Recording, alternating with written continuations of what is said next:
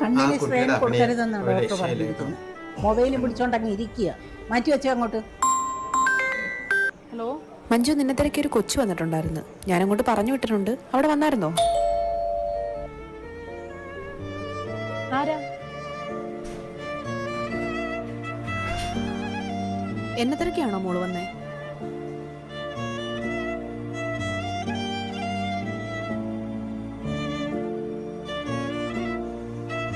Bus സമരമാണ്. കുട്ടിയത്തോട്ട് പോകുന്നത് അവർക്ക് കയറാം. ഈ സമരം കാരണം നമ്മളെ പോലുള്ളവർക്കല്ലേ ബുദ്ധിമുട്ട്. മോൾക്ക് ഒരു കണ്ണിനെ കാഴ്ച ഉണ്ടായിരുന്നുള്ളല്ലേ? ഇപ്പം നടന്ന അപകടത്തിൽ കാഴ്ച ഉണ്ടായിരുന്ന കണ്ണിന് പരിക്കുപറ്റിയിരുന്നത്. മോൾക്കൊപ്പം സഞ്ചരിച്ചിരുന്ന ആ സ്ത്രീ കുറച്ചു മുമ്പേ മരണപ്പെട്ട്. മോളുടെ കാര്യം ഞാൻ പറഞ്ഞപ്പോൾ ഐ ഡൊണേറ്റ് ചെയ്യാൻ തയ്യാറാണെന്ന് അവരുടെ കുടുംബം അറിയിച്ചിട്ടുണ്ട്.